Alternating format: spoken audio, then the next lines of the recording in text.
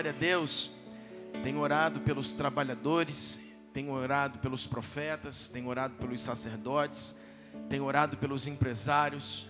Eu tenho orado por todos dessa região, amém?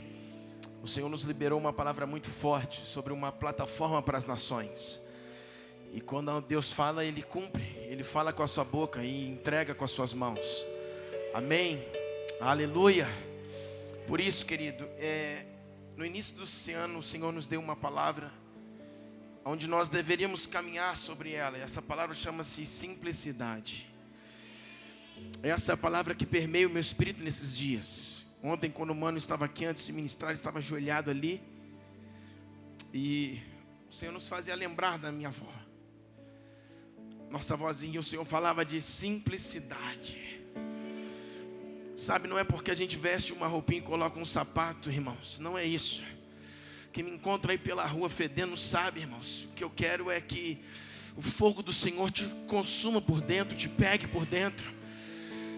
Sabe, eu falei aqui no domingo retrasado que ministrei. São anos que vivemos, que caminhamos com o Senhor. Eu acho que eu já comecei a pregar. Vamos comigo, amém? São anos que a gente vai caminhando e parece que a nossa vida espiritual ela sofre uma estagnação e parece que não anda mais. Eu fico desesperado porque eu penso, Senhor, toca essas pessoas, toca essas vidas, sabe, com a mesma paixão que o Senhor tem tocado o meu coração, tocado pessoas, pastores, homens e mulheres aqui. Toca aqueles que estão lá, Senhor. Aqueles que parecem que estão ficando para trás, toca eles também, Senhor, alcança eles, pega eles. Por quê, queridos? Porque o Evangelho é simplicidade. Aleluia. O Evangelho é simples. E o Senhor nos deu uma palavra para esse ano, simplicidade. O meu espírito clama por isso. Sabe, é muito bom uma palavra, uma revelação, um estudo, tudo isso para mim é excelente. Mas nesses dias o Senhor tem falado de simplicidade. Isso, meu coração queima por isso, irmãos. Esses dias eu estava na rua e eu parei o carro e a minha mãe no Rio de Janeiro me ligou e eu estava falando com ela. E de repente veio, ô pastor. E eu estou falando, eu falei, mãe, eu acho que alguém está falando comigo. Mãe. Ô pastor do Mevan. Eu falei, vixe, eu estou aqui um mês. Ô pastor do Mevan e tal. Quando eu olho, irmãos, tem dois se batendo no meio da rua, eu não sei quem era. Os dois estavam se batendo. Eu falei, uau, meu Deus. Você, e o homem começou a derramar lágrimas. Lágrimas começaram a rolar dos olhos. Falou assim, você, botou o dedo na minha cara. Eu falei, eu achei que ele ia me assaltar, não sei, alguma coisa. Ele falou, você, lá dentro da sua igreja, no Mevan, eu estava lá, você orou por mim. Eu fui batizado pelo Espírito Santo há 4 anos atrás. Da outra vez que eu estive aqui, da outra vez que eu morei aqui, irmãos. Aí ele falou assim, eu estou separado da minha esposa, eu saí de casa, eu enfiei a cara no pó de novo. E eu estou aqui, eu estou ruim, pastor. Ele estava com a faixa até aqui mais ou menos, irmãos. Eu ruim, pastor, caí num buraco, minha perna está toda rasgada, toda ralada. Eu falei, oh meu Deus. Eu falei, mãe, deixa eu desligar o telefone, alguma coisa está acontecendo aqui. Desliguei o telefone, irmãos. Eu falei, irmãos, entra no carro. Eu pensei, se vier uma viatura, esses caras cheiram tudo. Eu falei, não quero saber de viatura. O soldado vinha, ele vai aceitar Jesus, vai ser batizado também, vai ser cheio do poder de Deus. Eu falei, entra no meu carro aí. Entra no meu carro, irmão. Entra vocês dois aí. E um entrou na frente. Eu falei, você é abusado, mas eu gosto de homem abusado. Entra aí também. E ele foi, aí ele começou a louvar. Eu fiz, louva mesmo, porque a droga te consumiu. Mas agora começa a louvar o Senhor. Vai, não vou botar o rádio, começa a louvar a Deus. E eles começaram a louvar a Deus, irmãos. E nós fomos indo. Eu fui lá para o ser e deixei os dois lá. Aí o pastor falou, não, isso aí eu não dou conta mais, ele já fugiu aqui. Eu falei, pastor, pelo amor de Deus, bateram a minha porta, eu não posso deixar esses homens na rua. Faça qualquer coisa, transfere para Uberlândia, manda para Caldas Novas, vai para qualquer lugar. Mas não deixe eles na rua, pelo amor de Deus, eu te peço isso. Pastor, é muito difícil. Um desses aí, eu falei, no amor de Deus. Aí no café ontem, mais um veio me procurar, falou assim, o pastor Giovanni lá do C mandou eu te procurar. Você é o pastor Bruno? Eu falei, eu sou, como você me conhece? Eu não sei, eu acho que é você. Eu falei, eu sou eu mesmo. Aí eu orei por ele aqui. Irmãos, o Evangelho é simplicidade. Chegou o tempo dos ricos e dos pobres serem tocados pela glória de Deus. Aleluia, aleluia. Irmãos, por um tempo nós Sabe, segregamos o evangelho para alguns. Não, todos. Hoje o Judson estava orando pela uma família, tinha uma criança desse tamanho, ele tocou no ventre daquela criança. Aquela criança começou a chorar, eu comecei a chorar junto e me derramar em lágrimas. Porque, irmãos, deixa eu falar uma coisa para você, eu não sei. O tempo irmãos, e já chegou em que os verdadeiros adoradores adorarão o Pai em espírito e em verdade. Aonde você está, no Mevan, na rua, no trabalho, no banco, nas praças, nas universidades, no colégio, não importa. Os verdadeiros adoradores adorarão o Pai em espírito e em verdade. Aleluia. Aleluia. Abra sua Bíblia, eu vou tentar pregar. Primeiro livro do Samuel. Eu te amo, Jesus, eu te amo. Incendeia a minha geração com o fogo de dentro, com o fogo por dentro, converte, transforma a minha geração. Primeiro livro de Samuel, aleluia, capítulo 4, 19. Primeiro livro de Samuel 4, 19 vai dizer assim: estando a sua nora, a mulher de Finéias, grávida, próximo ao parto, ouviu estas novas de que a arca de Deus fora tomada, de que o seu sogro e o seu marido morreram. Encurvou-se e deu à luz, portanto as dores lhe sobrevieram. Ao expirar, disseram as mulheres que assistiam: não temas, pois tiveste um filho. Ela, porém, não respondeu nem fez caso disso, mas chamou ao nome do menino Icabô, dizendo: foi-se a glória de Israel. Isto ela disse porque a arca de Deus fora tomada, e por causa do seu sogro e de seu marido. E falou mais: foi-se a glória de Israel, pois foi tomada a arca de Deus. Aleluia. Querido, vem comigo por esses minutos. Nós estamos diante de um contexto em que a Bíblia relata uma história de Israel, em que o Senhor havia levantado a casa de Eli. Era uma casa de pastores, você que está aqui que é novo, uma casa de pastores, de homens de Deus. E a casa de Eli havia sido escolhida. E o Senhor, sabe, olhou, sonhou e projetou que aquela casa sairiam dali sacerdotes, homens que iam cuidar da sua obra e do seu reino. E ali dentro, querido, Eli, por ser levantado, ele tinha 2 filhos, Hofni e Finéias. E esses 2 filhos, eles aprontaram algumas coisas que foram mal aos olhos do Senhor. Os olhos do Senhor estavam sobre Eli, sobre a sua casa também. Sempre quando Deus olha do céu, Deus vê uma casa. Deus não vê apenas um indivíduo muitas vezes. Deus vê quem? A família. E Deus está olhando para Eli, e Eli está tentando conduzir o sacerdócio, o pastoreio dele. Mas Deus está olhando para Eli e está vendo Hofni e Finéias.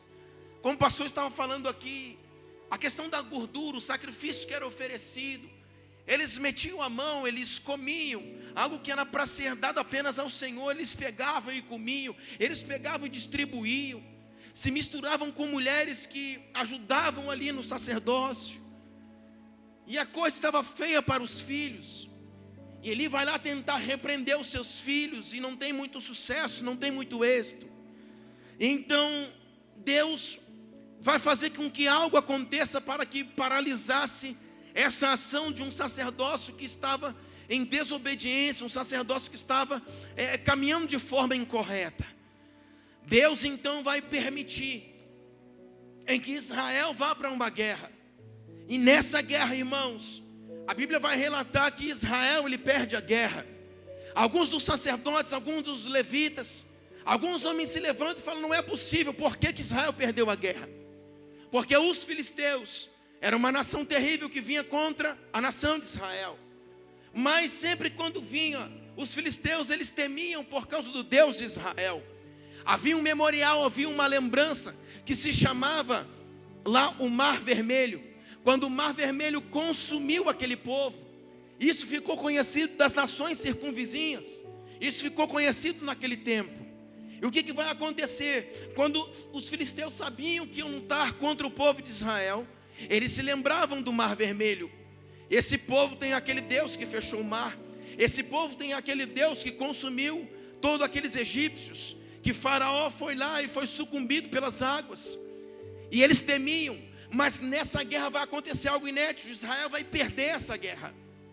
E os sacerdotes, os levitas não entendem o porquê e o que estava acontecendo. E ali, irmãos, eles vão lá e pegam a arca.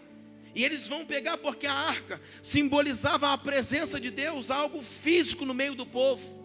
Por quê? Porque Deus, quando ele lá no Éden ele fez o homem, Deus queria sempre se relacionar com o homem. E por querer se relacionar com o homem, Deus queria vir e estar mais próximo com o homem. Então Deus vai fazer uma arca, e eu vou te falar o porquê dessa arca. E a Bíblia vai dizer que a glória do Senhor pairava, a glória de Deus ficava dentro daquela arca. Então toda vez que Israel se deparava com aquela arca, eles estavam se deparando com a presença de Deus. Essa arca, irmãos, era algo em que, quando foi estabelecido o tabernáculo, essa arca também foi estabelecida. Por quê? Porque o Senhor, Ele criou uma condição para estar no meio do povo. Quando Ele olhava para Israel, Israel era o seu povo, e eles tinham Deus como seu Deus. Porém, Deus queria sempre aproximação. Deus é um Deus de relacionamento, e Deus queria o quê? Se relacionar com o povo. Então o que Deus vai fazer? Eu vou habitar, eu vou chegar por meio de uma arca, e vou estar mais perto, eu vou estar com eles. E algum deles, que era o Kohen Gadol, o sumo sacerdote, ele vai entrar diante do Santo do Santo, no santíssimo lugar, e vai estar diante de mim. Alguns então chegavam até mais perto dessa arca, dessa presença de Deus. Sabe, irmãos, então aqui, nesse ponto, está todo mundo não entendendo o que está acontecendo, porque eles perderam a batalha. Então eles vão pegar a arca e vão começar a levar a arca, porque levando a presença de Deus, talvez nós iríamos o que? Vencer essa guerra. Mas vai acontecer algo que, quando Deus, irmãos, Ele quer fazer, não adianta. Eles levam a arca agora e vão perder a arca. Por quê? Porque os filisteus venceram a batalha. E além de vencer a batalha, na antiguidade tinha algo que chamava os despojos. Os despojos eram aquilo que os homens levavam para a guerra, seja alimentos, animais e tudo que eles levavam como, vamos dizer assim, nutrição para a guerra, seja de coisa bélica ou seja de alimento. Quando eles perdiam a guerra, aquilo era chamado de despojo. E os despojos, eles pegavam e carregavam. Então o exército que ganhava, ele tinha direito aos despojos. Sabe o que vai acontecer? Quando os filisteus aqui, eles vencem a guerra, eles estão conduzindo uns despojos. E um desses despojos era a arca da aliança, ou a arca do concerto. Isso significa a presença de Deus, que havia sido dado para no tabernáculo estar diante do povo, está lá com o povo, está lá com os sumos sacerdotes.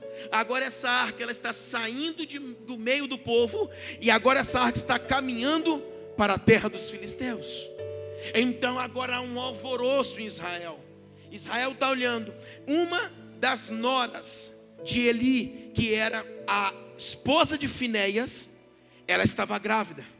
E quando ela está sabendo que Israel está perdendo a guerra, ela vai dar à luz um filho. E esse filho se chamou Icabô, que no hebraico que significa foi-se a glória de Israel. Por quê? Porque a configuração era a arca do Senhor, que era a presença de Deus, está sendo tomada de dentro do arraial, está sendo levada para fora. E agora aquela mulher, ela tem um filho, o nome do filho foi-se a glória de Israel.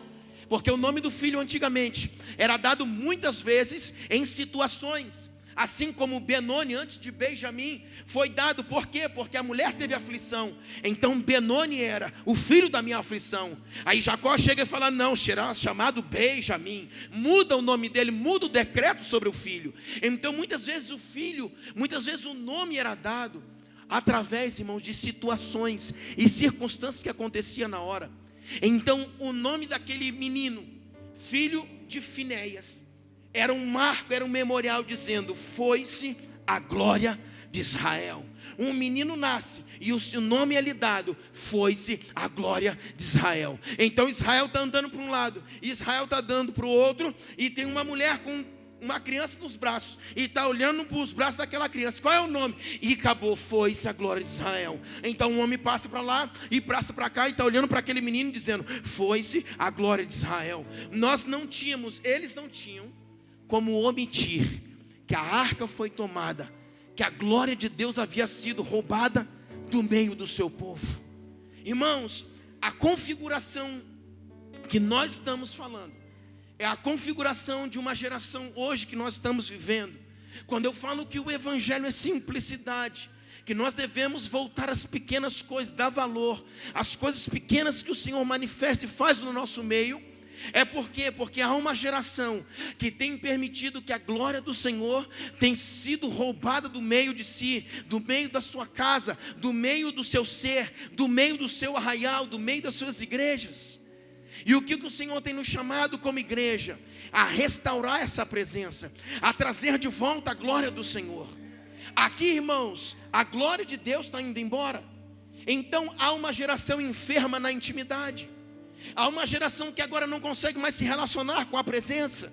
Agora há uma geração, irmãos, que por mais que eles tentassem, não é possível. Porque vamos provocar um culto aqui, vamos provocar uma presença, não dá, porque a arca não está aqui. Porque a manifestação visível era a arca da aliança. Então vamos tentar provocar alguma coisa, vamos fazer um culto poderoso aqui, não dá. Vamos buscar a presença, não dá. Irmãos, aonde está a arca? A presença de Deus, ela está indo embora e caminhando com os filisteus.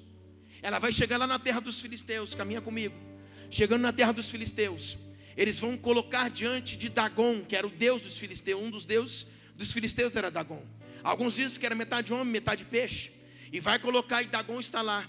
E dentro do templo de Dagon, do lugar onde Dagon ficava, eles vão colocar a arca da aliança. E nós sabemos toda a história, em que ao amanhecer na madrugada, quando eles voltam, Dagon, a metade de Dagon está caída sobre o chão e quebrada. Porque diante da presença de Deus não há nenhum Deus que pode ficar de pé. Então a metade de Dagon agora está no chão. Os filisteus vão entrar em pavor e desespero, dizendo, quem jogou Dagon no chão? Claro que era a arca, a presença de Deus que estava ali. Então eles vão tirar agora a arca da aliança dali, e vão dizer, vamos tirar essa arca daqui, porque ela está nos causando aflição. Irmãos, a Bíblia vai dizer que até tumores, até coisas aconteceu no meio do povo, porque Deus começou a causar uma aflição. Presta atenção, dizer uma coisa para você. Tudo que Deus precisa fazer em nossas vidas, assim como um pastor orou aqui sobre um principado, algo que tenta bloquear as nossas orações. Irmão, muitas vezes não recebemos, não é porque Deus não pode, é porque Deus não quer. Aleluia. O que nós precisamos entender, as nossas igrejas hoje, nós sempre oramos, fazemos campanhas, fazemos isso e fazemos aquilo, e pedindo, Deus pode. É claro que Deus pode tudo. A questão não é o que Deus pode, a questão é o que Deus quer fazer. Porque Ele opera duas questões, tanto o efetuar, quanto o querer. Então uma coisa é Ele querer, outra coisa é Ele efetuar. Então a questão não é o que Deus pode, porque Ele pode tudo. A questão é o que Deus quer fazer. Amém? Então diante daquela situação, o próprio Deus, a própria presença, estava provocando uma situação para que os filisteus devolvessem essa arca. Você está entendendo comigo? Eu estou falando de arca, de presença, que ela foi roubada. O próprio Deus sabia que a sua presença estava no lugar errado. Sem nenhum israelita entrar no território dos filisteus para dizer, essa arca é minha, vamos tomar ela de volta. O próprio Deus começa a criar uma condição. Por isso que Ele pode tudo. A própria arca começa a criar uma condição, e os filisteus vão dizer, tire esse negócio daqui, some com esse negócio daqui. Quando Deus quer fazer, ninguém pode impedir. Aleluia. Tire esse negócio daqui. Começaram a ficar desesperados. Tire daqui. E aí, irmãos, agora eles vão começar a levar para um lugar que era mais ou menos uma fronteira. Só que, irmãos, venha comigo rapidamente. Abra Folheei talvez, capítulo 6, o verso 2, vai dizer assim: estes chamaram os sacerdotes e adivinhadores, e lhes disseram: que faremos da arca do Senhor? Fazendo-nos saber como a devolveremos para o seu... Vamos apertar o cinto aqui agora. Os filisteus estão olhando para a arca, que é a presença de Deus, e eles estão dizendo: como nós faremos com essa arca? Pastor, o que você quer dizer? O cuidado que Israel não teve, que simboliza os filhos de Deus. Os filisteus, que era uma nação pagã, abominável aos olhos de Deus, eles estão tendo um cuidado dizendo: faze-nos saber como devolveremos essa arca para o seu lugar. Olha a preocupação que os homens começam a ter. E aí você vai entender o que eu quero dizer e aonde nós queremos chegar. Se a arca simboliza e aponta a presença de Deus, é algo que nós devemos ter cuidado no nosso relacionamento. É algo que nós precisamos cuidar e zelar pelaquilo que o Senhor tem nos dado, que é a sua presença, é a sua intimidade. Nós não podemos ser uma geração em que a glória de Deus foi-se. Nós precisamos ser a geração em que a glória de Deus está conosco, como igreja. Então cresceremos nos nossos relacionamentos, cresceremos na comunhão com Deus. Mas agora a arca foi tomada. E a arca foi tomada e está na terra dos filisteus. Os filisteus querem colocar essa arca para fora. Mas para colocar para fora, eles estão perguntando: como nós faremos com essa arca? Olha o cuidado que eles estão tendo com algo que eles não veneram, não adoram e não reconhecem. Aleluia. Quem está comigo? Versículo 7, continua aí, lá embaixo. Agora pois, fazei um carro novo. Opa, carro novo. Tomai 2 vacas com crias, sobre as quais não se pôs ainda o quê? Jugo. Atai-os aos carros e aos seus bezerros, e levá-lo-ei para casa. Então tomai a arca do Senhor, e ponha sobre o carro, e metei num cofre ao seu lado as figuras de ouro em que lhe haveis de entregar como oferta de culpa, e deixai aí. Não, para tudo. Entenderam isso? Primeiro, faz um carro novo, não é carro velho. Vamos fazer um carro novo. Irmãos, presta atenção. Filisteu não reconhecia a arca, não venerava, não tinha como a presença do Deus vivo, até porque adoravam outros deuses, Baal, Dagon, etc. Então agora estão pedindo para fazer um carro novo. Logo mais eles vão pedir para fazer o seguinte: pegue duas vacas com 2 jumentas, em que não ainda colocaram jugo sobre elas. Olha para mim, irmãos, pelo amor de Deus. Os filisteus estão entendendo o que Israel não entendeu. Vamos ter cuidado, vamos ter zelo. Pegue um carro novo, pegue também 2 vacas, e nessas vacas, que ainda não tenha colocado jugo sobre elas. Sabe o que significa isso? Uma vaquinha virgem do serviço. Isso fala de pureza e inocência. Para carregar a arca da aliança, que vai voltar para a terra deles, não pegue qualquer coisa. Pegue uma vaca que ainda não tenha colocado jugo sobre ela, para conduzir a arca. O que mais, pastor? Além do carro novo, além das vacas inocentes, virgem no serviço, coloque também,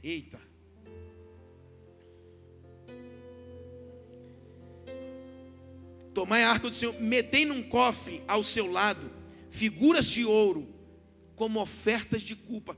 Pelo amor de Deus, irmãos. Pastor, você quer falar de dinheiro? Não gosto de falar de dinheiro. Aí eu deixo para o pastor. Irmãos, ofertas de culpa. Os homens estão entendendo a lei de Moisés. filisteus. Porque toda vez que Israel pecava, eles levavam, Levítico vai dizer sobre 5 tipos de ofertas. E uma das ofertas era ofertas de culpa. Quando o homem pecava, lá no tabernáculo, era feito um sacrifício da manhã ou à tarde, manhã e à tarde.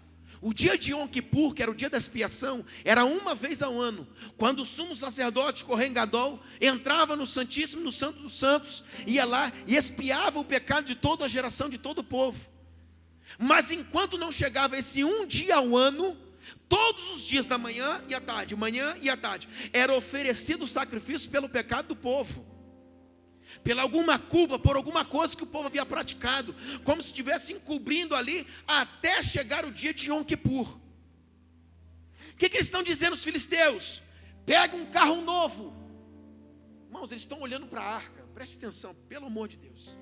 Eles estão olhando para a arca, eles não têm alguma coisa diferente nesse negócio. Isso não é só um caixote, isso não é só uma madeira revestida de ouro.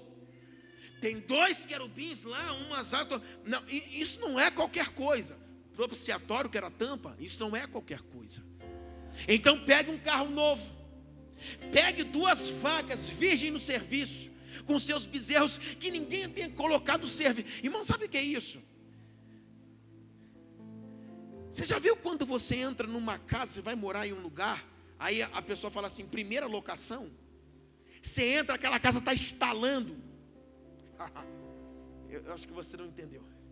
Deus está falando assim, você é a primeira locação? Aonde que a glória de Deus habita?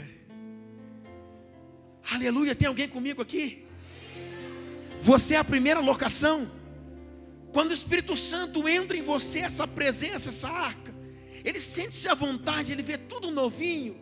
Ou como a gente fala lá para as crianças, olha, o coraçãozinho está preto? Ou não? Aleluia, glória a Deus. Pega essas vacas que ninguém tocou, que o jugo não tinha sido usado ainda. O jugo era algo que era colocado sobre a vaca aqui, para que ela pudesse puxar e fazer o seu serviço.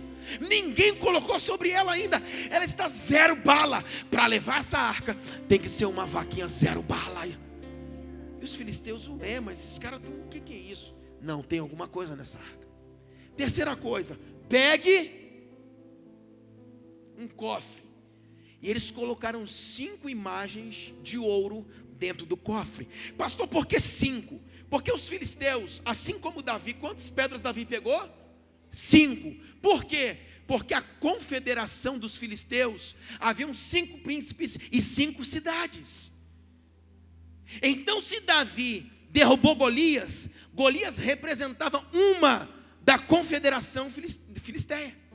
Então, se Davi derrubasse um, podia levantar o outro príncipe, ele tinha outra pedra. Se levantasse outro, ele tinha outra pedra. Se levantasse outro, ele tinha outra. E se levantasse o último, ele tinha a última pedra. Aleluia! Não, pastor, é porque ele pegou lá na escolinha. As crianças aprendem que 5 significa Jesus, glória a Deus. É isso mesmo, é Jesus que derruba o gigante. Mas haviam 5 gigantes. A confederação dos filisteus eram 5 cidades. Então, olha o que eles vão fazer, irmãos, presta atenção. Eu quero mais para frente sair disso aqui contigo. Quero correr mais um pouco, mas só preste atenção no que eles fizeram. Vão pegar 5 representando cada cidade da confederação, como oferta de culpa por essa cidade, por essa cidade, por essa cidade, por essa cidade. Pegue, coloque sobre os animais e mande lá para eles. Irmãos, pelo amor de Deus, os filisteus, um povo pagão, estavam entendendo que muitas vezes Israel não entende. Aleluia, aleluia. Eu vou chegar lá, você vai me entender quando eu concluir. Então agora esses animais estão voltando, eles vão chegar a Bet-Semes. Eles estão chegando na divisa com o lugar aonde eles iam chegar em Jerusalém. Mas ele para em Bet-Seme. Quando a arca para em Bet-Seme, a Bíblia vai dizer que esses animais, eles foram soltos pelos filisteus. A Bíblia vai dizer que eles não olharam nem para a direita, nem para a esquerda. Mas esses animais, eles tinham os olhos fitos e sabiam para onde estavam indo. que Deus disse a Josué? Não olhe para a direita, nem para a esquerda. Não olhe para a direita, nem para a esquerda. Ei, irmãos, deixa eu dizer uma coisa para você. Nós precisamos entender o que o Senhor está querendo de nós. Não olhe para a direita, nem para a esquerda. Então agora esses animais, eles estão descendo, indo em direção a Bet-Semes. Quando eles chegam lá, há alguns ali israelitas. E o que eles vão fazer? Eles se aproximam da arca, preste atenção. Os filisteus pegaram um carro novo, pegaram as ofertas para cada uma das cidades, remindo cada uma das cidades, vão mandar junto com o povo. Eles vão pegar ainda mais coisas, vão colocar sobre os animais e vai colocar os animais para descer. E os animais vão começar a descer. Quando os animais chegam ali na fronteira, os israelitas estão olhando e estão dizendo, os animais estão descendo, e os filisteus estão lá em cima e olhando os animais estão indo, descendo, estão indo no caminho certinho, nem olhando para a direita nem para a esquerda. Irmãos, quando eles chegam em Bet-Semes, que era mais ou menos uma fronteira,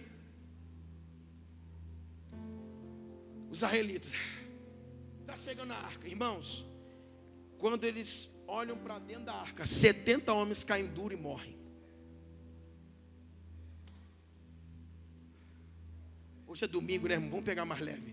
Mas vai melhorar lá na frente. Vamos comigo. Aleluia. Irmãos, pelo amor de Deus, os filisteus deram oferta de remissão de culpa. Prepararam um carro novo. Entenderam que cada cidade deles precisavam ser remidas do mal. Deus estava sacudindo a cidade. Bota isso aqui para fora, mas espera aí. Vamos colocar uma oferta de remissão. Irmãos, quando chega ali no limite, passa para Bet-Semes, que já era quase um lugar onde fazia parte ali da Palestina, daquele lugar de Jerusalém, de Israel. Eles, 70 homens, eles vão alvoroçados. Olha, irmãos, a arca simbolizava a presença. Eles vão, chegou aqui, quando, irmãos, eles olham para dentro da arca, 70 caem.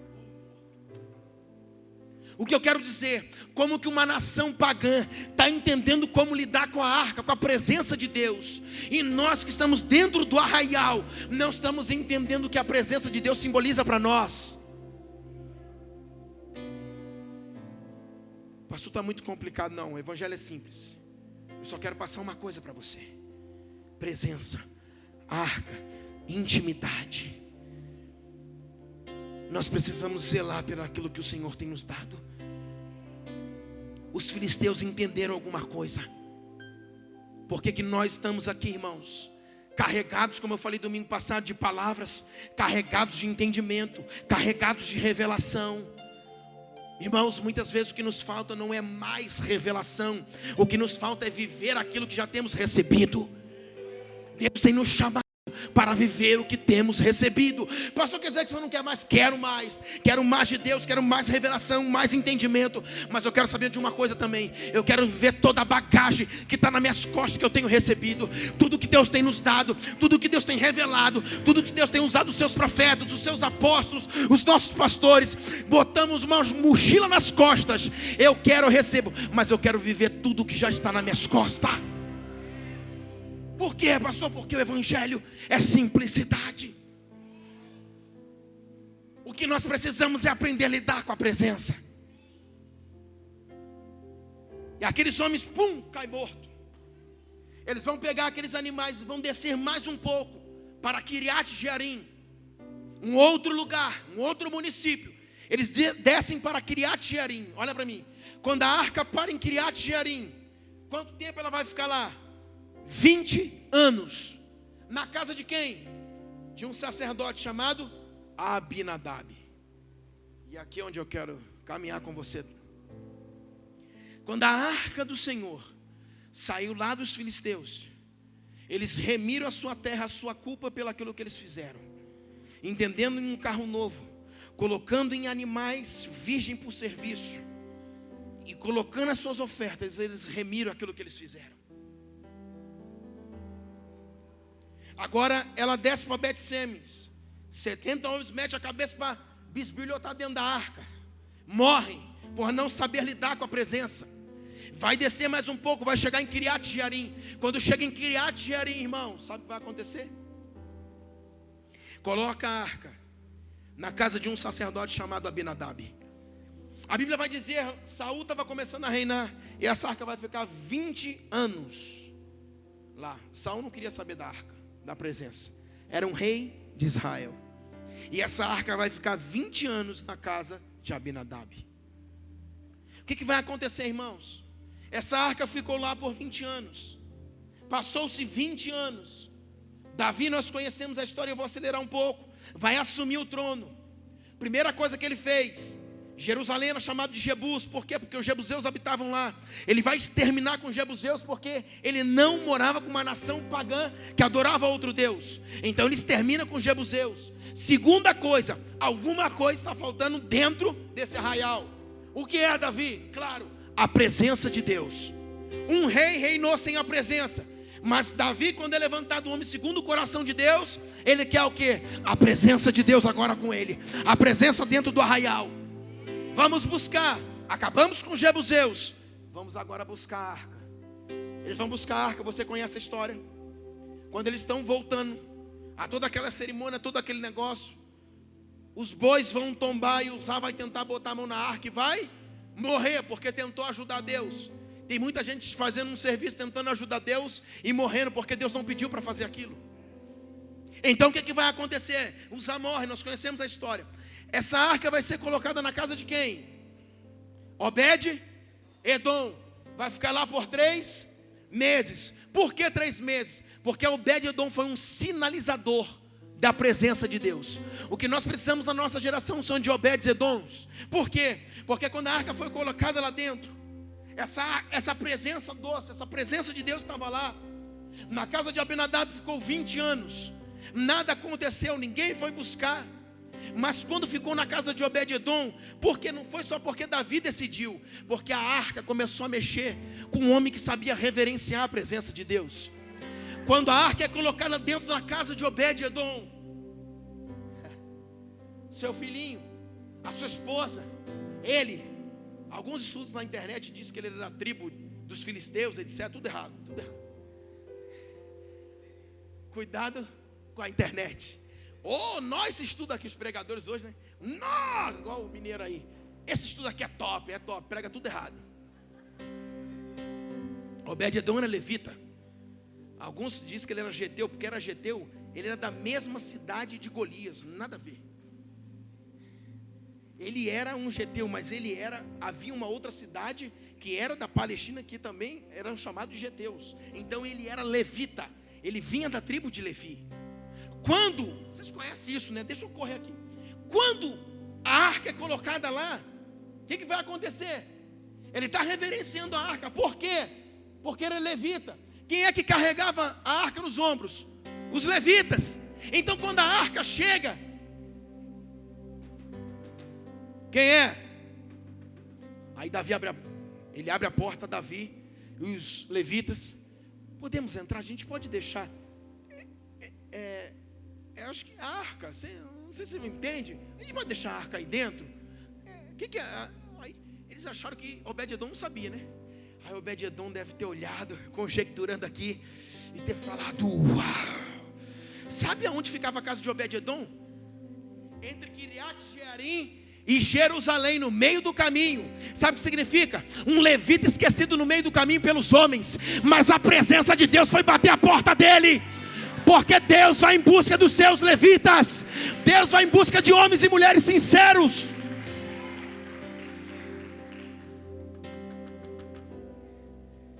Aí ele: uau, Deus veio em meu favor. Deus veio estar comigo. Ei, como é seu nome? Meu nome é Davi. Pode entrar. Bota esse negócio aqui no meio, na sala, aqui no meio. Ah, meu Deus. Aí Davi, lá os amor, Davi, sabe, atormentado, aí pega, sai e vai embora. Irmãos, conjecturando aqui, Obed-Edom fecha a porta e fala: ei mulher, ei filho, ei toda a casa, corre todo mundo para cá. Ah, meu Deus do céu. Porque o homem era levita, ele sabia lidar com a arca. com a presença de Deus. Irmãos, eu tenho para mim que eles se ajoelham e diz: Deus, eu estava aqui no meio do caminho, abandonado, sabe, no meio do caminho sozinho. Eu parei meu ministério, parei meu chamado, eu parei como igreja, eu parei o fogo, eu parei o fervor, eu parei tudo, mas o Senhor bateu a minha porta e veio ao meu favor. Seja bem-vindo, presença de Deus, fique entre nós. Sabe o que vai acontecer? Irmãos, alguns estudos loucos aí dizem, eu também acredito, que a mulher dele era estéril, mas daqui a pouco o bucho dela está igual a melancia. Racandarábia, está com um filhão grande lá. Na casa dele não tinha mais nada, era uma casinha assim. Daqui a pouco Deus começa a mudar tudo. Aonde não dava a cenourinha, começa a dar cenoura. A plantação onde não dava mais nada, começa a dar tudo. E a casa dele começa a virar. Sabe o que significa isso? Olha para mim agora. Quanto tempo a arca ficou na casa de Abinadab? 20 anos. Quanto tempo a arca ficou na casa de Obed-Edom? Porque depois que tudo isso aconteceu, Obed era um sinalizador. Nós precisamos de homens e mulheres que são sinalizadores. Pastor, o primeiro dia que eu vim aqui, o que você está falando? Eu estou falando sobre a presença de Deus sobre ti. Toma. No nome de Jesus, presença de Deus sobre a tua vida. Eu estou falando de arca, presença, aliança com Deus. Aleluia. Por que 3 meses? Olha para mim. Só ficou 3 meses lá.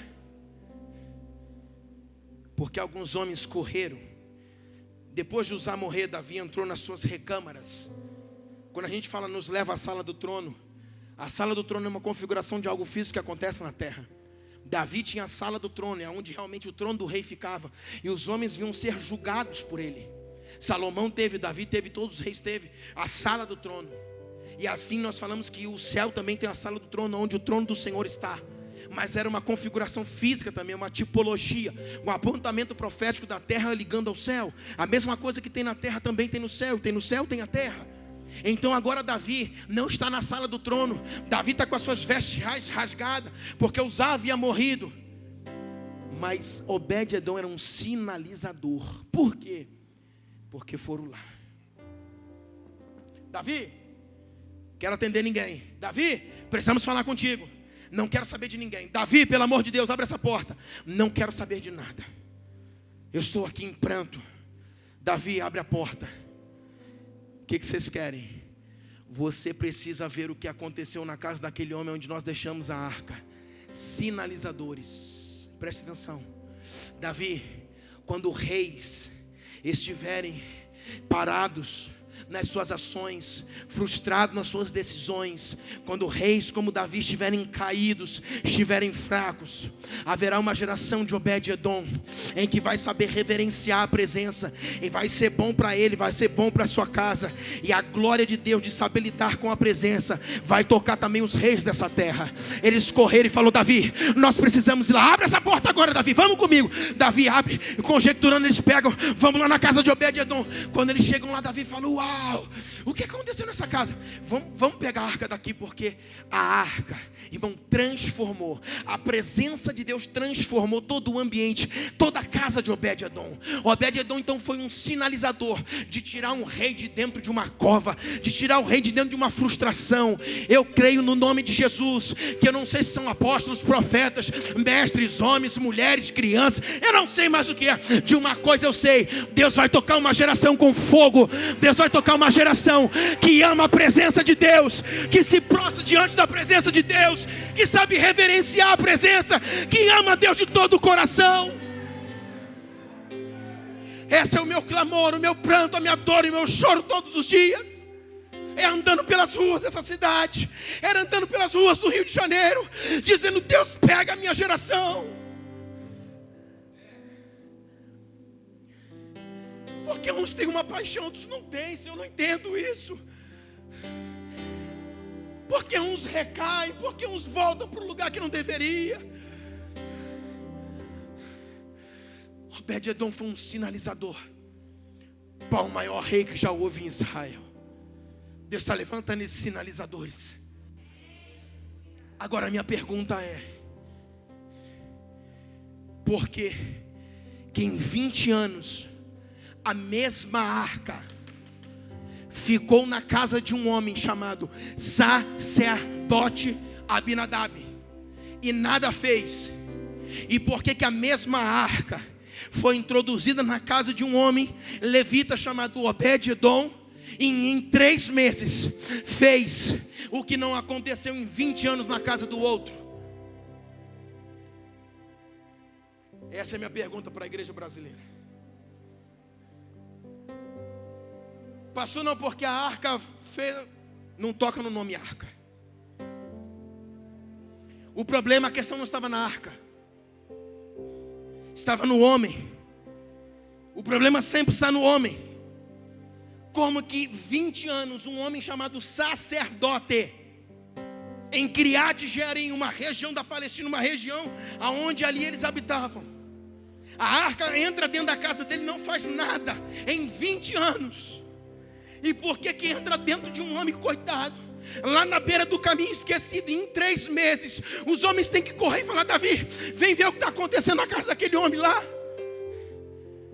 Eles vão tirar a arca pelos benefícios da relação de Obed-edom com a presença de Deus. Porque a igreja, vamos agora cair na real a ficha aqui. A questão não está na arca, a questão não está em Deus, a questão não está na presença, a questão está no homem. Como nós nos relacionamos, como nós adoramos, como nós obedecemos, como somos fiéis, como nós nos relacionamos com essa presença. A questão nunca está em Deus. Deus está com um balde do céu dizendo: se tu vir, eu derramo sobre ti. O problema é que nós desviamos, o problema é que não queremos, o problema é que damos desculpas de tudo, mas não queremos. Deus chama uma igreja incendiada, Deus chama uma geração apaixonada, que o ame de todo o coração. Em 20 anos não faz nada na casa de um, e em 3 meses muda radicalmente a história de um homem.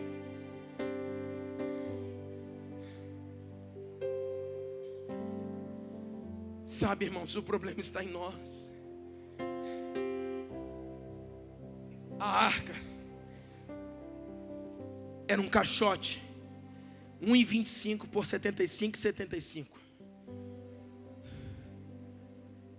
Sabe como que ela era feita?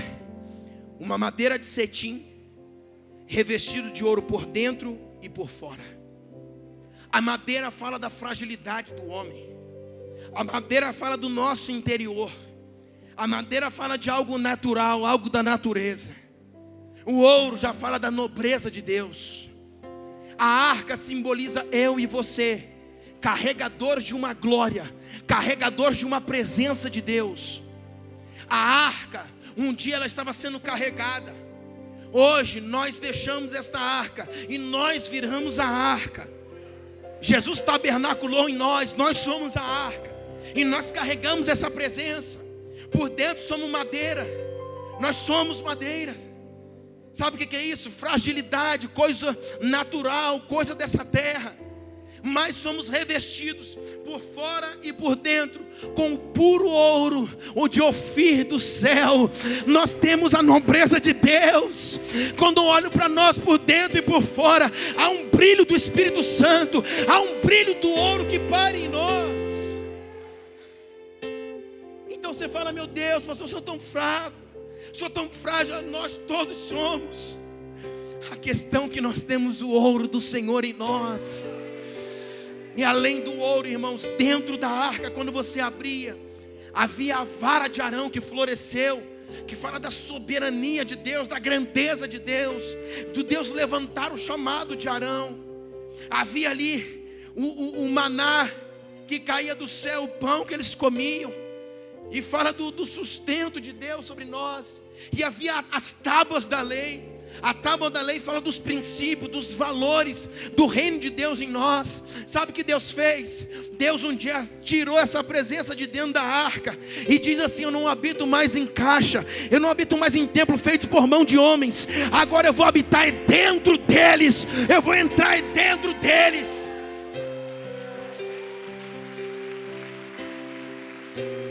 A presença está aqui, irmãos. O que nós precisamos mais? O que nós precisamos mais? Entramos nas nossas crises, nos nossos dilemas de noite, sabe? Passamos por aflições sim, mas a presença está dentro de você. O maná que representa o sustento, Ele colocou em você.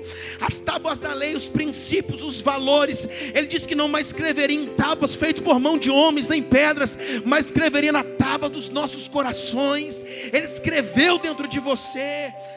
Irmãos, a vara de Arão está dentro de você também. Fala de um Senhor sobre tudo e sobre todos, que governa sobre tudo e sobre todos, que governa sobre nós. Ele tem o poder, Ele tem o domínio de tudo, irmãos. Mas sabe, muitas vezes nós olhamos uma igreja enferma. Uma igreja enferma. Aquela mulher do fluxo de sangue, ela sangrava por 12 anos. Sabemos que a mulher aponta para a igreja.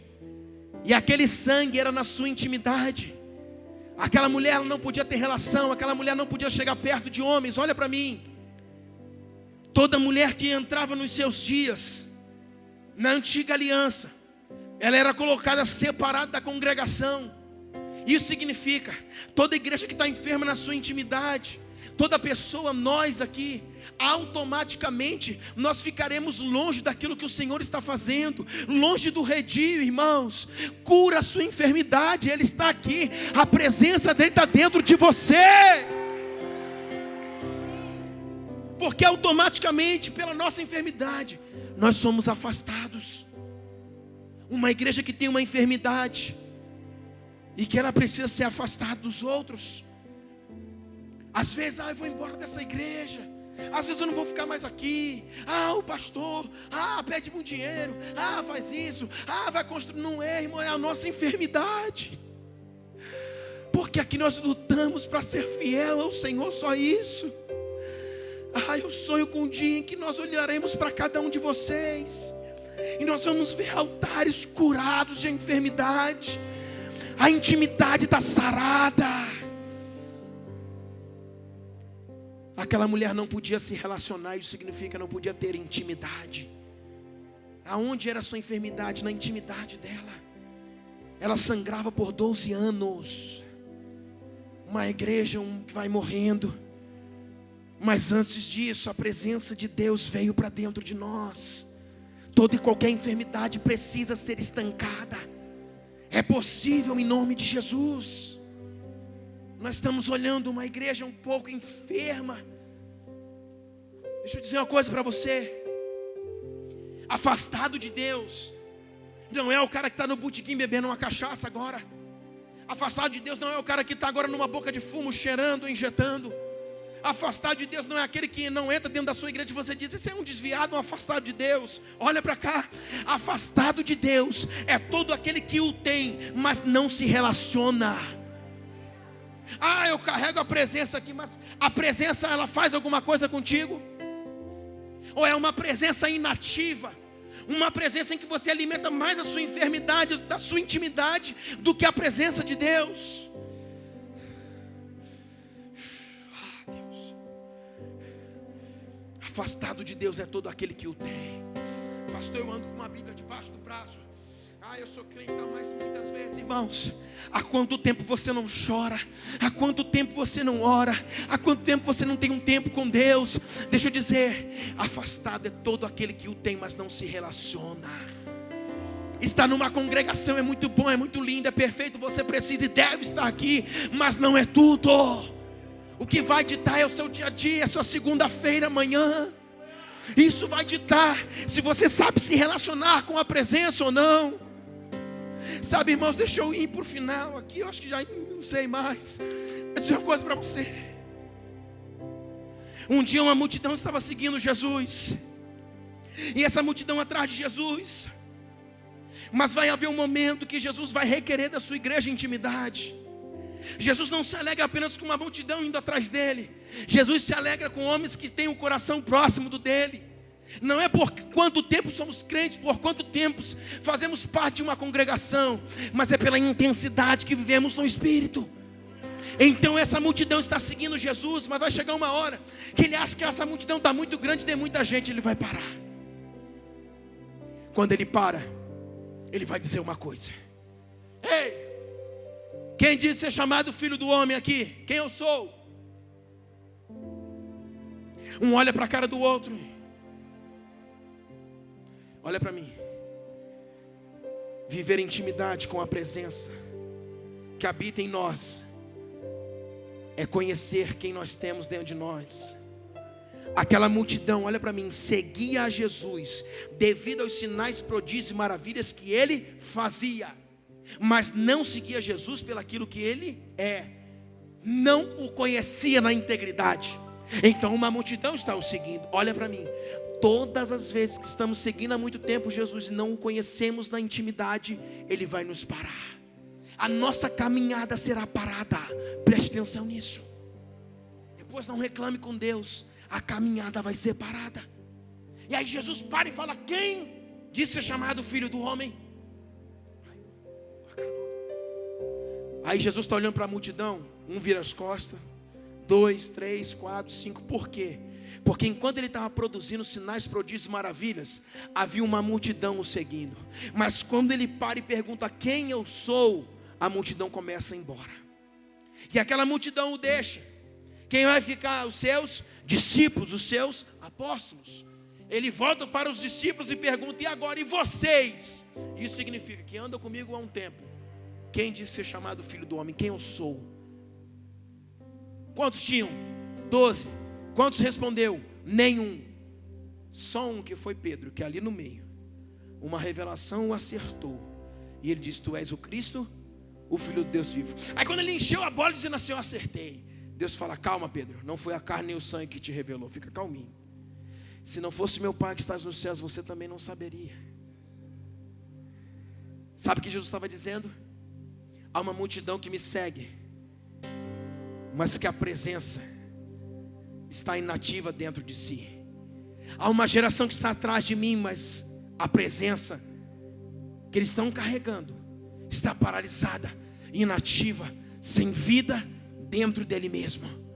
Então Jesus para uma multidão e pergunta: quem eu sou? Irmão, deixa eu dizer uma coisa para você. Nós podemos andar e caminhar com uma pessoa por anos e não saber quem ela é. Sim ou não? Nós podemos andar por anos atrás de uma pessoa e não saber quem ela é. Jesus não aceita isso. Jesus quer uma igreja que reconheça e saiba quem ele é. Por isso ele vai nos parar e vai perguntar: quem eu sou? Fiz sinais, fiz prodígios e maravilhas. Ok, muito bom para você. Agora eu te chamo para mais perto. Vem conhecer a presença, vem conhecer a minha glória, porque ninguém me segue apenas pelo aquilo que eu faço. O Senhor nesses dias está chamando uma igreja para viver um tempo de intimidade com Ele. A nossa enfermidade, como daquela mulher de 12 anos, precisa ser estancada. A igreja está enferma na intimidade. Eu não falo da igreja ABC, eu falo de pessoal. Nós precisamos estancar o nosso sangue, precisamos curar a nossa enfermidade. Quando estivermos seguindo o mestre, ele parar: e agora, Bruno, quem eu sou? Tu é o cara, tu és o mestre, tu és o filho de Deus, tu és aquele que morreste e ressuscitaste por mim, tu és aquele que é único, de digno de honra, glória, louvor, majestade. Tu és. Por quê? Porque sabemos quem estamos seguindo. Aleluia. Vamos acabar, abra sua Bíblia comigo. Você lembra o filho pródigo? Um ficou em casa e o outro saiu. O que ficou em casa tinha menos intimidade com aquele que saiu, porque aquele que saiu voltou e se reconciliou com o pai. Sabe onde que ele ficou? No colinho do pai. E o filho que estava dentro era o desviado. Ele ficou, não saiu, mas estava desviado dentro da casa do pai. Porque ele olha para o pai e diz assim: você não me deu um boi para matar com meus amigos, você não fez isso, o meu irmão foi. Agora deixa eu dizer uma coisa para você aqui. A herança foi dividida. Se foi dividida, todos receberam. Então um foi gastar, o outro ficou dentro de casa sem gastar. Então ele também tinha recebido, porque a herança foi dividida. Ao ser dividida, esse que ficou, ele estava reclamando porque aquele foi gastar com as meretrizes e voltou e não tinha mais nada. Só que, irmãos, nós estamos falando de uma geração enferma que está dentro da casa do pai, e nós estamos até reclamando de quem está vindo, de quem está lá fora. Deixa eu dizer uma coisa para você: essa enfermidade do segundo filho que ficou dentro, ele estava reclamando porque o outro filho tinha ido, tinha gastado, tinha voltado. E o pai fala: ei, tu não sabe que aquilo que eu tenho é teu também? Tu nunca me pedistes um boi para matar com os teus amigos. Um homem que não tem senso de herança, de intimidade com a presença, porque o pai simbolizava Deus. Ele não tem senso de herança, senso de filho, senso de intimidade com o pai. Porque se ele tivesse, quando esse filho saiu para gastar a herança, ele tinha falado: pai, eu sou fiel, eu estou aqui contigo agora dá-me também um boi para matar com os meus irmãos, com os meus amigos. Ele não fez nada, ele ficou lá quietinho. Quando o irmão está voltando todo sujo, arrependido, ele está denunciando o irmão que está voltando. Sabe, deixa eu dizer uma coisa para você: nós precisamos, irmãos, estar dentro da casa do pai. Isso é tudo como aquele filho estava. Mas a nossa enfermidade precisa ser estancada. A nossa enfermidade, o nosso relacionamento com a presença. Para a gente acabar, abra sua Bíblia aí comigo. Gênesis.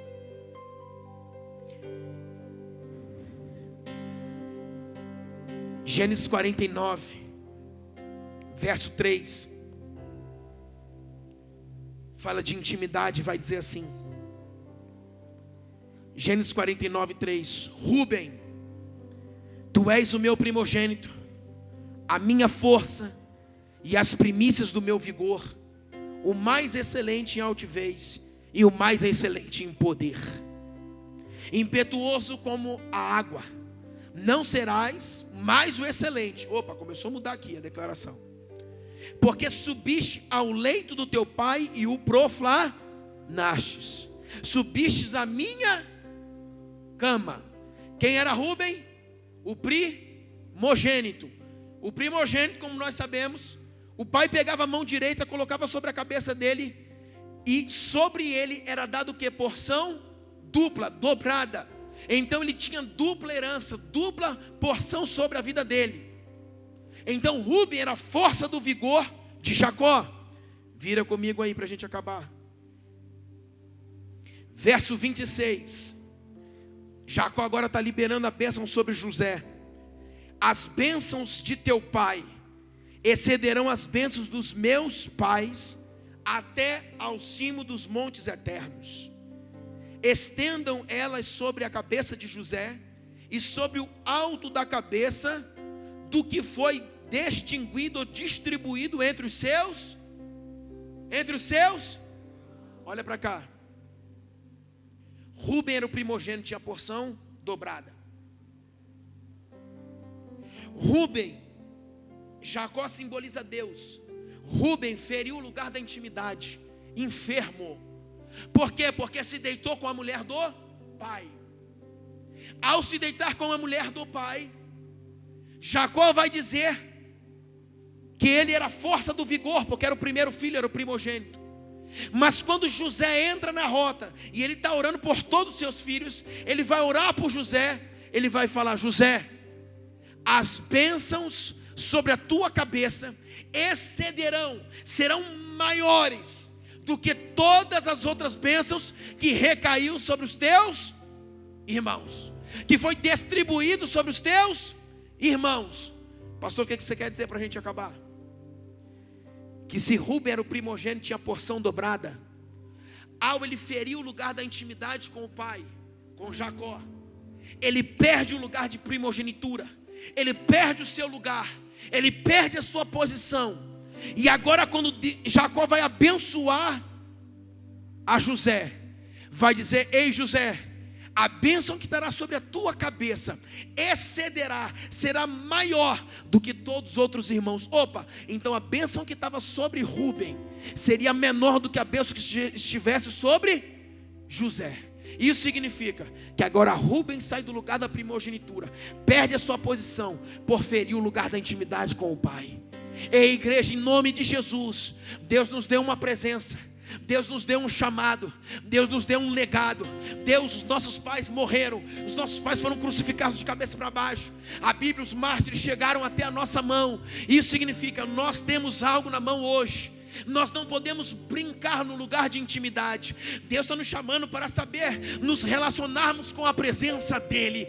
Aonde a presença dEle estiver, que é dentro de nós, precisa estar ativado em nós.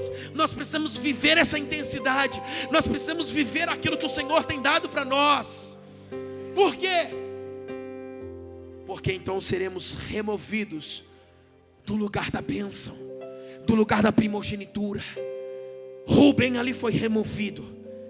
E agora ele está falando sobre José. Ei, José, como se José estivesse se levantando como primogênito, porque sobre a tua cabeça estará a bênção maior do que está sobre os teus irmãos. Fique de pé comigo em nome de Jesus.